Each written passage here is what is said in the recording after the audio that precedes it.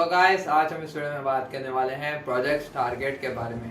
And yes, एक बहुत बहुत बड़ा प्रोजेक्ट होने वाला है and you can assume the size of the project. Donald Trump ने खुद इसकी अनाउंसमेंट की है and you can see the more details. मैं है ना ट्विटर पोस्ट का मैं लिंक दे दूंगा। ओपनएआई का ऑफिशियल हैंडल है जिसमें टारगेट की पूरी इंफॉर्मेशन दी गई है कि कौन से पार्टनर्स है, टेक्निकल पार्टनर्स कौन है, कोलैबोरेशन क्या है एंड इसका मेन एम क्या है कि टारगेट के थ्रू हम क्या अचीव करना चाह रहे हैं, टारगेट के बेनिफिट्स क्या है। एनीवेज हम इस वीडियो में उसी के बारे में डिस्कस करेंगे। तो पहली बात, टारगेट एक इनिशिएटिव है जो कि ओपनएआई एंड सॉफ्टबैंक की तरफ से लिया गया है। सॉफ्टबैंक के जो सीईओ है मासायोमी सन एंड ओपनएआई तो आपको मालूम सैम अल्टमैन है।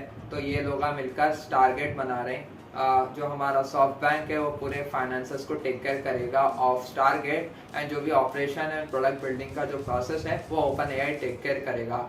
एंड जो मेन पार्टनर्स है इक्विटी होल्डर्स ऑफ टारगेट, उनके बारे में बात करेंगे।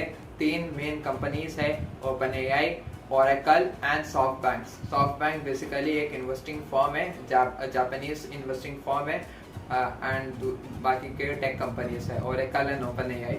उसके बाद हम टेक पार्टनर्स के बारे में बात करेंगे जो टारगेट में मिलकर काम करेंगे ओपनएआई के साथ। वो है Nvidia, second is Microsoft, third is MgX and fourth है आर्म्स।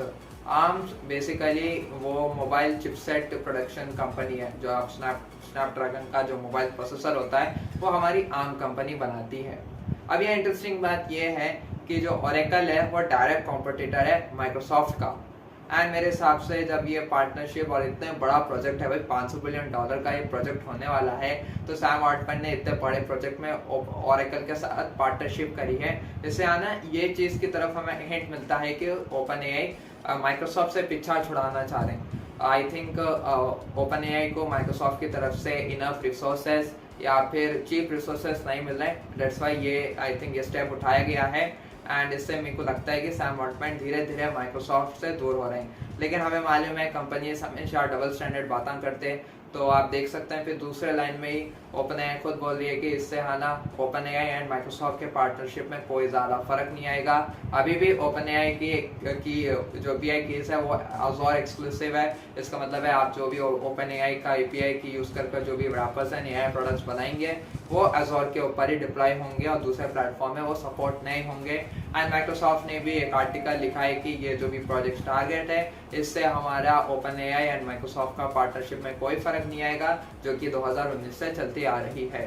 एंड अभी भी अज़ोर ओपनएआई भी ये प्रोजेक्ट में अज़ोर को बहुत ज़्यादा इंटेंसिवली यूज़ करेगा। आप आर्टिकल में देख सकते हैं, ये क्लियरली मेंशन है। अब हम दूसरी चीज़ के बारे में बात करेंगे जो कि है लैरी एलिसन, जो कि सीटीओ है ओरेकल का। मासायोमी सन एंड लैरी एलिसन ने दोनों ने टारगेट के बारे में जब भी पूछा गया है, जब भी टारगेट के बारे में बात करना है तो Masayoshi Son and Larry Ellison दोनों ने इसके जो भी बेनिफिट्स है उसको मतलब बढ़ाया है, हाईलाइट करा है। स्पेशली द मेडिकल बेनिफिट्स जैसे कि पर्सनलाइज वैक्सीन बनेगी, कैंसर का ट्रीटमेंट मिलेगा, हाँ जो भी मेडिकल इंडस्ट्री है वो बहुत ज़्यादा इम्प्रूव होगी। फिर सैम अल्टमैन ने भी कहा है कि इससे ज़्यादा बहुत ज़्यादा वर्किंग अपॉर्चुनिटीज़ मिलेगी, बहुत ज़्यादा जॉब्स मिलेंगे यूएस को एंड ओवरऑल यूएस का जो इकोनॉमी है वो डेवलप करेगा and it will help in boosting US economy and US इसकी वजह से एक सिग्निफिकेंट पुश मिलेगा अमेरिका को ये एआई रेस में।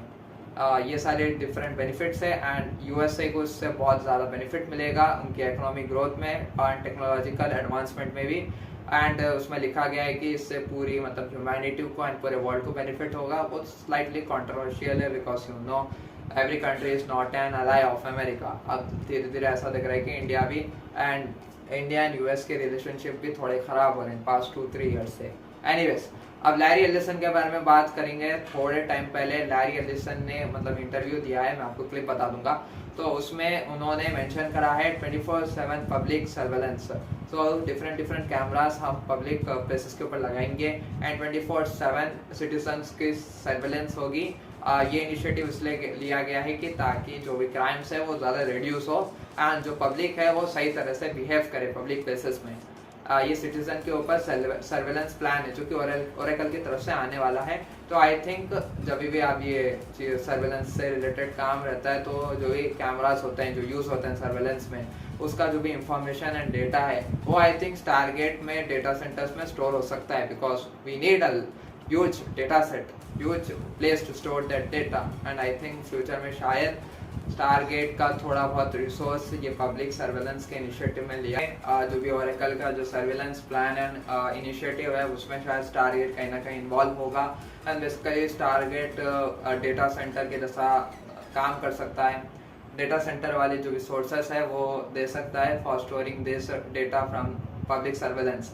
एनीवेज ये बातों को है ना पूरा लाइट लो, take it like a grain of salt, अभी कोई भी चीज़ कंफर्म नहीं हुई है।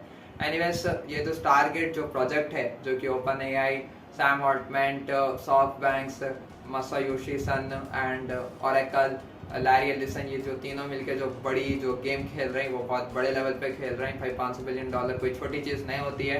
एंड इससे हाँ ना जो एआई की रेस है उसमें थोड़ा हीटअप हो गया है, थोड़ा बूस्ट आया है, बिकॉज इससे आना अमेरिका एंड चाइना के बीच में अब एआई रेस वापस शुरू हो चुकी है। एंड हम अमेरिका एंड एआई के जो रेस है उसमें हम देख सकते हैं कि अमेरिका को स्टारगेट की वजह से थोड़ा बहुत पुश मिलेगा। एंड ये बहुत ज़्यादा इंपॉर्टेंट है बिकॉज अब बेसिकली कंपटीशन चल रहा है कि कौन सबसे पहले एजीआई डेवलप करेगा, चाइना या America. And the country who develops AGI first, वही जो कंट्री है वो एएसआई सबसे पहले डेवलप करेगा। एंड जिसके जो कंट्री के पास एजीआई है, एएसआई है, ऐसी एडवांस टेक्नोलॉजी है, वो नेक्स्ट टेक्नोलॉजिकल एरा वो भाई वो रूल करेगा। Basically the tech of this country of AGI and ASI, it will rule like a king in the next tech era. इसीलिए पूरी दुनिया पीछे पागलों की जैसा पीछे पड़ी हुई है एजीआई की डेवलपमेंट में, स्पेशली सैम ऑल्टमैन। अनफॉर्चुनेट बात यह है कि इंडिया यहाँ कहीं में नहीं है। जो भी एआई की रेस है, जो कंपटीशन है, वो चाइना एंड अमेरिका के बीच में है। एंड इंडिया का नामो निशान नहीं है। एंड इतनी बड़ी इन्वेस्टमेंट, $500 बिलियन की इन्वेस्टमेंट, मैंने तो कभी इतनी बड़ी इन्वेस्टमेंट नहीं देखी है इंडिया में।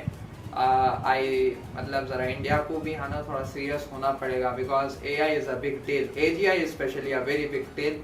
एंड इंडियंस को ये एआई से इंडियंस को ये चीज़ को सीरियसली लेना चाहिए, बिकॉज इंडियन गवर्नमेंट को ये चीज़ सीरियसली लेना चाहिए। एजीआई के डेवलपमेंट में कुछ ना कुछ इनिशिएटिव लेना चाहिए, ताकि है ना हम एआई के जो टेक एरा, जो नेक्स्ट टेक एरा आने वाला है उसमें हमारी इंडिया ना पीछे ना छूट जाए। स्पेशली इंडिया एक डेवलपिंग कंट्री है, that's why technological advancement India में भी होनी चाहिए। एंड आई होप गवर्नमेंट है ना कोई अच्छे इनिशिएटिव ले, थोड़े बड़े बड़े इन्वेस्टमेंट डाले हमारे प्रोजेक्ट्स में, एआई प्रोजेक्ट्स में। एंड फ्यूचर में ऐसे ही बहुत सारी वीडियोस हम लाने वाले हैं। उन सारी वीडियोस के लिए आप हमारे यूट्यूब चैनल को सब्सक्राइब करें and stay tuned for my next video.